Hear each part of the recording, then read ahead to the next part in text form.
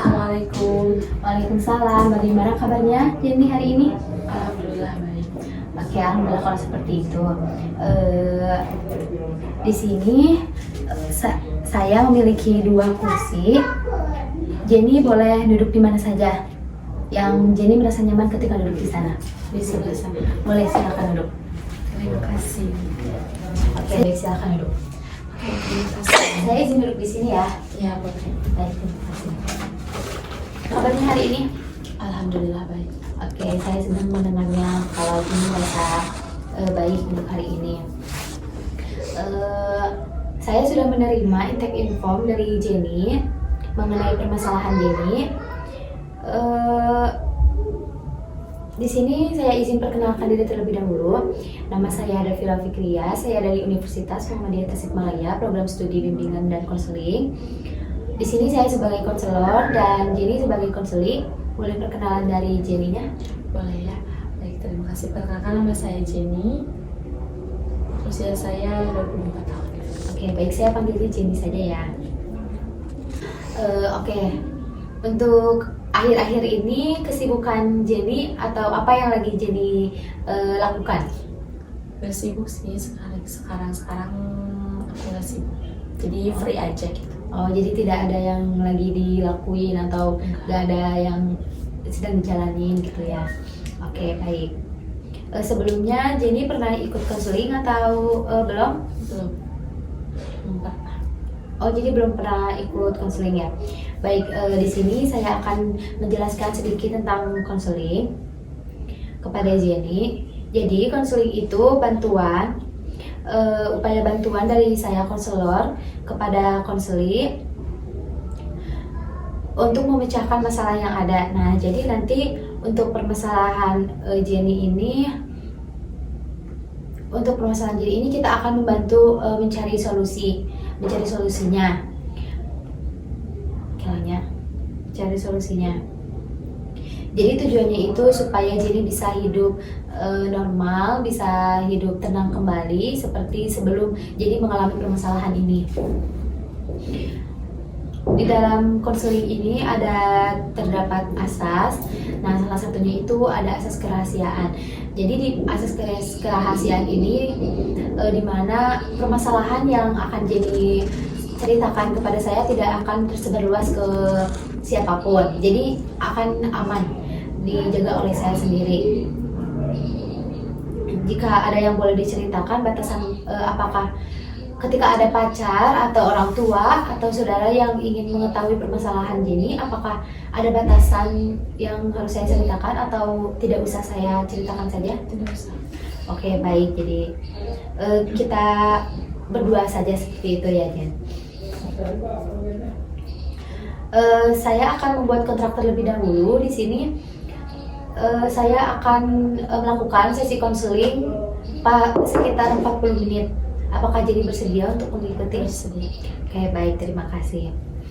Saya juga sebelumnya saya sangat berterima kasih kepada Jenny karena sudah mempercayai saya sebagai konselor yang membantu permasalahan Jenny. Terima kasih juga sudah menyempatkan waktunya ke sini.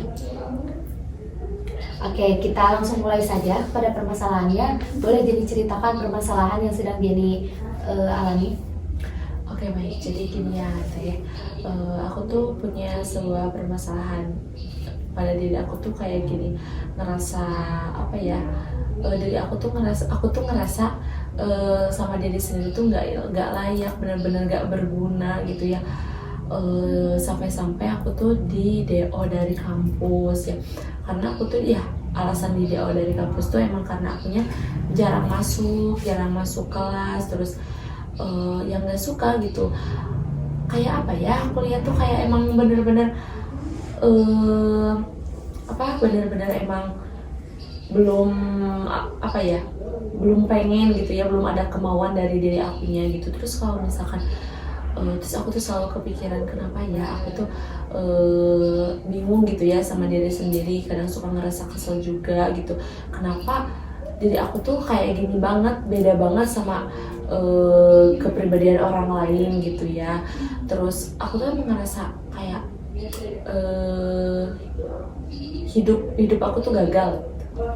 Jadi seperti itu ya Teh. Nah, jadi Teteh itu jadi Jenny itu eh, oh kalau boleh saya tahu kenapa Jenny tidak merasa diri Jenny itu seperti itu, tidak layak untuk hidup, tidak layak untuk bahagia gitu, tidak berguna. Mengapa Jenny berpikir seperti itu? Karena emang apa ya, contohnya kayak gini ya, dari setiap permasalahan yang aku alami, aku tuh pelariannya atau pelampiasannya tuh suka ke mabuk-mabukan, minum-minuman keras kayak gitu. Jadi kayak jauh banget lah ya dari kata sempurna gitu. Terus di sisi lain aku juga kan emang pengen lah ya punya pasangan gitu, tapi kok kayak insecure banget, terus ngerasa kayak nggak mau gitu, malu, terus insecure. Cowok mana sih yang mau sama perempuan yang emang hidupnya tuh gak jelas banget gitu. Pernah nih ya aku sempat waktu itu pengen mengakhiri hidup gitu ya, tapi aku tuh kayak inget aku tuh masih punya orang tua, masih punya ibu gitu ya, yang emang benar-benar sabar, sayang gitu ya sama aku gitu. Tapi aku tuh punya ibu, punya sosok ibu, tapi kayak ngerasa benar-benar gagal banget tuh jadi hidup, belum bisa ngebahagiain seorang ibu gitu ya. Jadi kenapa sih aku tuh bertanya bertanya banget pada diri aku sendiri, kayak kamu tuh masih banyak loh ya orang yang sayang banget sama kamu, tapi aku tuh kayak merasa cuma punya ibu aja gitu. Oke, baik, jadi permasalahannya seperti itu ya Teh. Kalau boleh saya tahu, kenapa Teteh merasa, kenapa Jenny ketika ingin mengakhiri hidup, kan tadi bilang terpikirkan ibu ya, apa yang udah ibu Jenny lakukan gitu kepada Jenny apabila Jenny sedang melakukan hal yang kepada negatif. Jadi ibu Jenny itu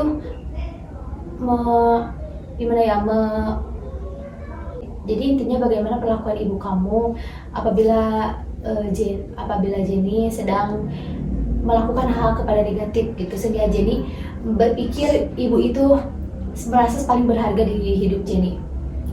Sebenarnya sih ibu tuh nggak tahu ya aku mau mengakhiri hidup, terus emang ibu tuh nggak tahu apa yang selama ini sudah aku lakukan gitu ya di belakang ibu gitu. Jadi aku tuh kayak ngerasa dosa banget gitu ya sama ibu gitu.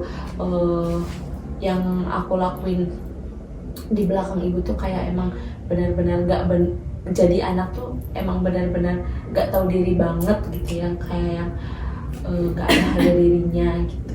Oke, baik, jadi permasalahan Jenny dalam konseling kali ini, Jenny itu merasa tidak layak untuk hidup karena Jenny itu merasa berbeda dari orang lain dan merasa diri Jenny itu sangat kurang gitu dibandingkan dari orang lain. Jadi Jenny itu insecure juga gitu kepada orang lain, apalagi Jenny itu kan sempat berpikir untuk memiliki pasangan, tetapi Jenny itu insecure karena mana ada sih gitu orang yang mau sama saya yang hidupnya seperti ini, gak jelas gitu, yang gak ada manfaatnya, yang gak berharga gitu. Terus Jenny juga merasa kalau misalnya Jenny itu gak berhak buat bahagia gitu, mungkin seperti itu ya. Oke, baik. Tapi ketika Jenny sedang ada masalah nih, apakah ada gitu misal teman yang mendengarkan permasalahan Jenny selain saya sekarang? Gak ada. Oh, jadi Jenny itu ketika ada masalah itu dipendam sendiri, dirasakan sendiri, dijalani sendiri, seperti itu ya? Iya, makanya aku tuh kayak emang benar-benar gak punya teman, gak punya siapa-siapa. Kayak mau berinteraksi sama orang lain pun aku tuh malu gitu ya, insecure, kayak emang benar-benar insecure banget, malunya tuh emang benar-benar malu banget. Soalnya aku tuh udah kayak di DO dari kampus, terus pemikiran orang lain tuh ya kan pasti bakalan wah kenapa nih gitu ya, gak bener gitu ya. Nah aku tuh kayak tanggung orang lain mikirnya kayak gitu sama aku ya, tanggung orang lain mikirnya jelek sama aku gitu. Ya udah aku tuh kayak misalkan kalau melampiaskan atau pengen lupa gitu ya sama masalah aku tuh suka ya minum terus bukan kayak gitu ya sendiri happy aja gitu ya, soalnya kayak pengen ngelupain omongan orang, pengen ngelupain masalah gitu. Oke, jadi itu ternyata selain malu atau insecure untuk mempunyai pasangan, teman juga merasa seperti itu ya. Mungkin Jenny merasa takutnya gitu pasangan nanti Jenny atau teman-teman Jenny berpikir buruk tentang Jenny gitu. Jadi Jenny itu mending mundur duluan gitu sebelum Jenny mendapatkan teman atau pasangan seperti itu ya. Apakah dari permasalahan yang sudah tadi Jenny ceritakan, apa yang Jenny rasakan? Jadi merasa gimana? Aku tuh merasa kesel, benci, sedih sih ada ya. Terus kayak ngerasa kesel sama diri aku, terus emosi banget ya, terus nyesel, benci sama diri sendiri.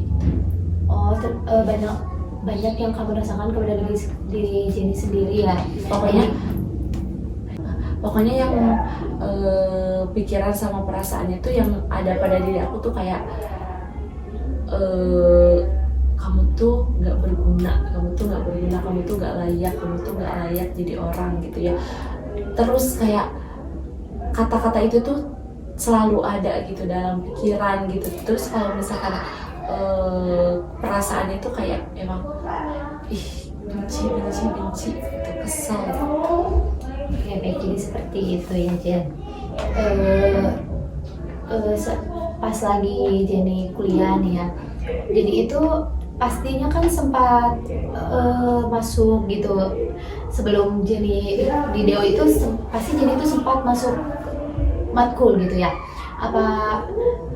Dan untuk bolosnya itu banyak sampai Jenny itu di DO gitu. Apa pernah gitu dosen ngasih tahu ke Jenny gitu Jenny kenapa atau apa alasan Jenny bolos atau kayak gimana, atau dibiarkan saja? Pernah sih sempat ya ditanya, cuma aku tuh kayak emang ya nggak mau gitu, males aja gitu. Gak ada motivasi sama sekali. Jadi alasan Jenny bolos itu belum termotivasi dan belum ada mau untuk kuliah seperti itu ya. Apakah Ibu Jenny tahu gitu kalau misalnya Jenny itu ternyata seperti kayak males gitu buat ke kampus gitu, males buat belajar, belum ada kemauan? Apa ibunya tahu? Kalau di DO dari kampus tahu. DO dari kampus tahu. Apa reaksinya Ibu Jenny gitu pas tahu Jenny di DO dari kampus bagaimana?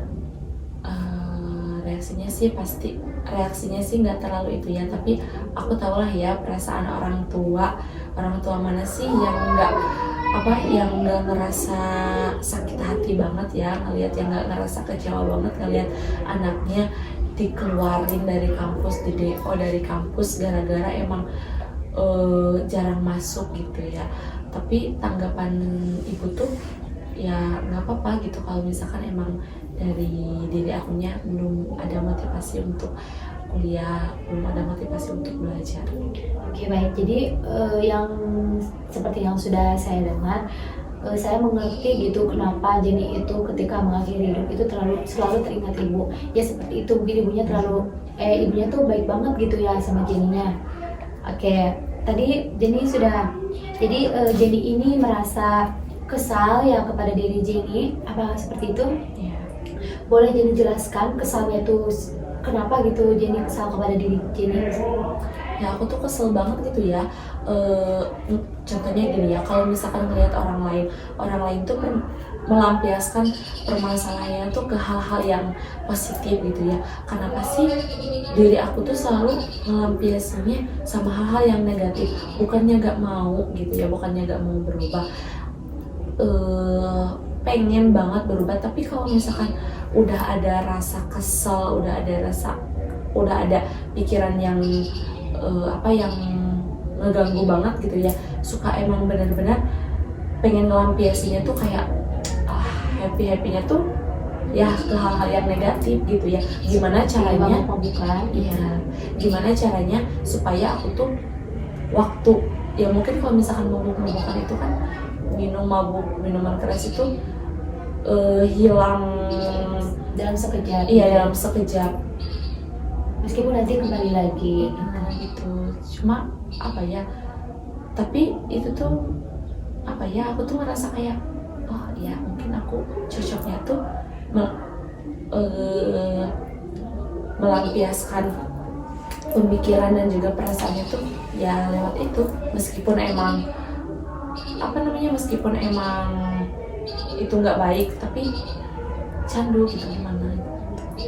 Jadi dari permasalahan itu jadi tuh selalu melampiaskannya kepada minum-minum ya.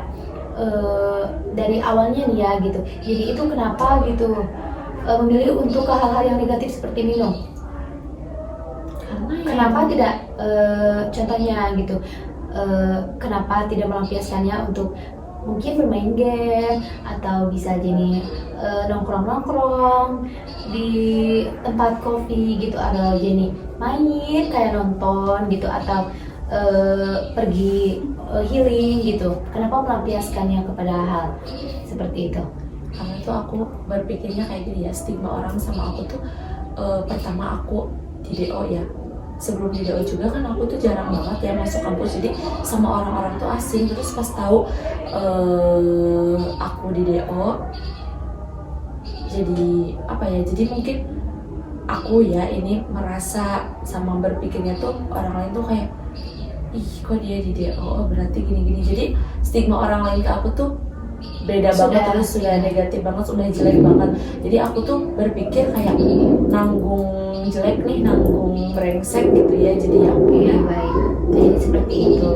Jadi Jenny ini merasa kesal karena Jenny itu merasa diri Jenny itu berbeda dengan orang lain. Karena Jenny itu setiap ada masalah itu ke hal yang negatif, sedangkan orang lain kebanyakan kepada hal yang positif. Nah, dari permasalahan yang sedang Jenny alami ini, Jenny itu melampiaskannya sehingga melampiaskan kepada hal yang negatif itu, seperti mabuk-mabukan, seperti itu ya. Oke, lanjut ya. Oke, di sini saya akan bertanya tentang skala ya, Jen. Dari 0 sampai skalanya dari 0 sampai 10, di mana 0 ya, posisi biasa saja, dan 10 Jenny merasa sangat tidak layak untuk hidup. Kira-kira permasalahan Jenny itu ada di skala nomor berapa? 10. Ada di skala nomor 10. Boleh dijelaskan kira-kira permasalahan Jenny di skala nomor 10 itu seperti apa? Kenapa aku berada di skala 10? Karena emang aku tuh benar-benar kayak apa ya, pasangan aja nggak punya gitu, kayak emang benar-benar malu berinteraksi sama orang-orang tuh, kayak emang benar-benar malu, insecure, terus udah malu-maluin orang tua juga ya emang hidup buat apa lagi gitu ya, kalau misalkan emang di dunianya tuh aku tuh kayak gini, ya udah kayak pengen udah bosan aja, pengen ngakhir hidup aja. Oke, baik, untungnya Jenny itu masih memiliki ibu yang baik hati ya, dan sabar terhadap kepribadian yang Jenny, seperti itu. Oke, jadi tadi skala Jenny itu ada di 10. Nah, tujuan Jenny mengikuti konseling itu ingin berada di skala berapa? Pengennya tuh sampai ke 0. Persisnya skala 0 itu seperti apa? Udah kayak pengen benar-benar sembuh banget, pengen jadi permasalahan yang ada yang ada di diri aku tuh kayak emang benar-benar bersih banget, kayak pengen jadi orang yang positif vibes banget gitu ya, kayak sehat. Oke, dan bisa normal seperti sebelum terjadinya masalah tersebut, seperti itu kali ya. Oke, baik. Jenny, selanjutnya kita akan mencoba menerapkan skema kognitif ya. Jadi di sini sekarang saya akan petakan terlebih dahulu mana pikiran, perasaan, dan tindakan. Nah, di sini tuh ada tindakan, perasaan, dan pikiran. Saya akan ketik terlebih dahulu. Saya akan ketik terlebih dahulu agar mudah dipahami ya. Nah, dari skema tersebut yang tadi pikiran, perasaan sama tindakan, mana yang ingin Jenny ubah terlebih dahulu? Pemikiran. Oke, baik. Tadi kan pemikiran yang Jenny Jenny alami itu, Jenny merasa tidak layak, terus tidak berharga, tidak berguna gitu. Nah, sekarang saya tanyakan kepada Jenny, apakah pemikiran seperti itu bermanfaat untuk hidup Jenny? Untuk kemarin-kemarin sih yang mungkin bermanfaat ya. Tadi kan pemikiran Jenny itu seperti tidak layak untuk bahagia, untuk hidup, terus tidak berguna, terus tidak berharga. Nah, sekarang saya tanya kepada Jenny, apakah pemikiran tersebut itu berguna gitu atau bermanfaat untuk diri Jenny? Tidak. Kenapa?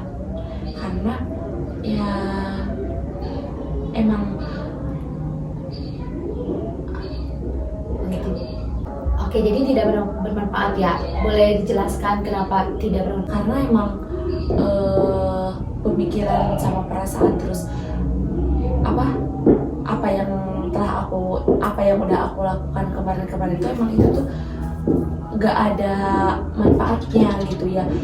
Manfaatnya emang cuma sekejap gitu ya, kayak minum-minuman keras tuh emang manfaatnya cuma tenangnya itu cuma sekejap, tapi itu tuh terus terulang-ulang ya. Aku tuh belum nemu di titik berubahnya gitu, belum nemu di titik penyelesaian sebuah permasalahannya gitu. Jadi dengan cara saya melakukan hal seperti itu, jadi tidak ada ujungnya. Oke, jadi itu merasa itu tuh tidak bermanfaat ya. Nah, baik, jika Jenny berpikir tidak bermanfaat, di sini saya akan menstimulus kepada Jenny. Saat Jenny bicara bahwa diri Jenny itu tidak layak, Jenny bilang kepada diri Jenny tidak layak untuk hidup bahagia. Nah, pertama kali kamu harus ucapkan itu kepada diri kamu sendiri. Jenny merasa tidak layak untuk bahagia.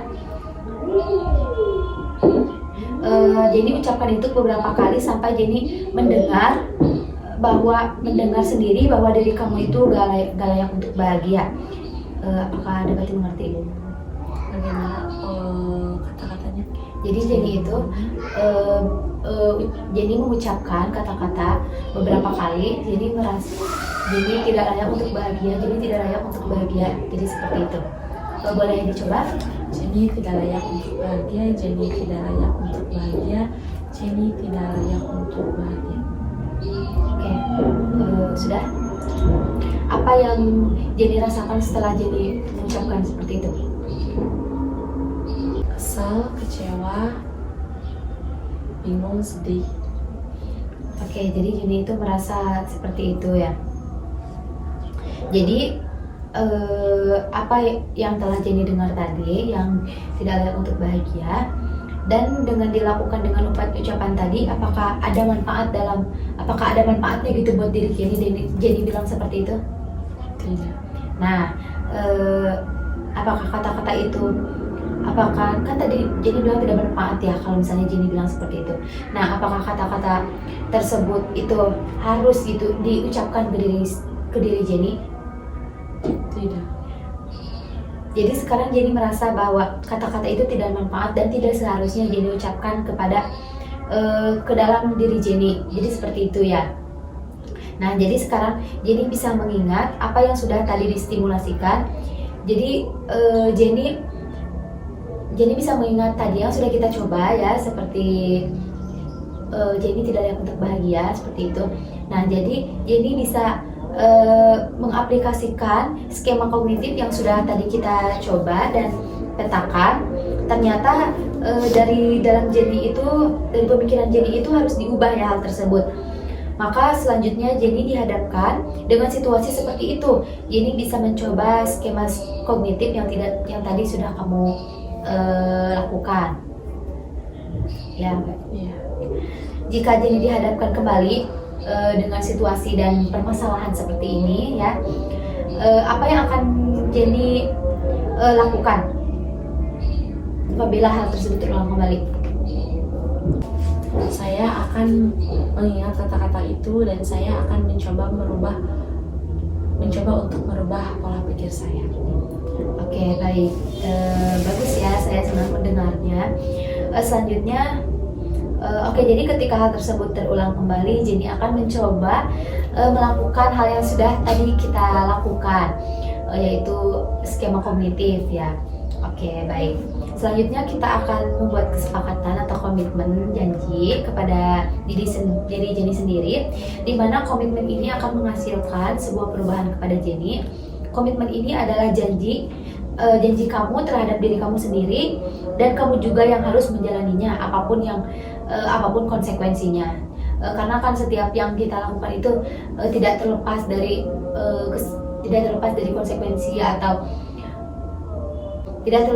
konsekuensi atau imbasnya gitu. Jadi apa Jenny mengerti? Iya. Kalau boleh saya tanya, apa komitmen yang akan Jenny jalankan? Saya akan merubah pola pikir saya akan merubah perbuatan saya dari yang negatif menjadi positif, dan juga saya akan terus memotivasi diri saya sendiri. Oke, baik. Jadi komitmen yang akan Jenny lakukan adalah Jenny akan mengubah pola pikir Jenny kepada hal yang positif. Jenny juga akan merubah perlakuan Jenny ke lebih hal yang positif. Jenny juga akan berusaha untuk memotivasi diri sendiri agar Jenny itu selalu melakukan hal-hal yang baik seperti itu ya. Untuk pertanyaan terakhir, apa yang Jenny dapatkan setelah kita melakukan sesi konseling kali ini? Oke, jadi yang saya dapatkan dari sesi konseling ini, aku tuh lebih pengen berpikir lebih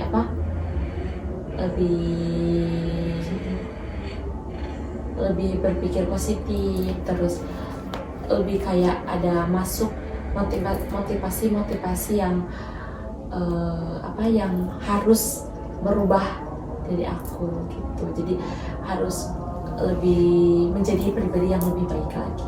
Oke, baik. Jadi alhamdulillah saya senang mendengarnya apabila Jenny merasa konseling ini berarti bermanfaat untuk diri Jenny, dan Jenny juga termotivasi, bahkan Jenny ingin mengubah pola pikir Jenny menjadi hal yang positif seperti itu ya. Oke, baik. Jadi, tadi kan sudah pertanyaan terakhir ya. Oke, saya sekali lagi ingin berterima kasih kepada Jenny karena Jenny sudah mempercayai saya atas permasalahan yang Jenny, dan mempercayai saya untuk membantu permasalahan Jenny. Saya juga berterima kasih karena Jenny sudah mau melakukan yang terbaik untuk diri Jenny sendiri, membuat pola pikir Jenny, berusaha untuk berubah dan membanggakan ibu Jenny. Mungkin sekian yang sesi konseling sekarang. Mudah-mudahan bermanfaat untuk kita semuanya. Terima kasih. Wassalamualaikum warahmatullahi wabarakatuh. Terima kasih juga ya. Waalaikumsalam warahmatullahi wabarakatuh.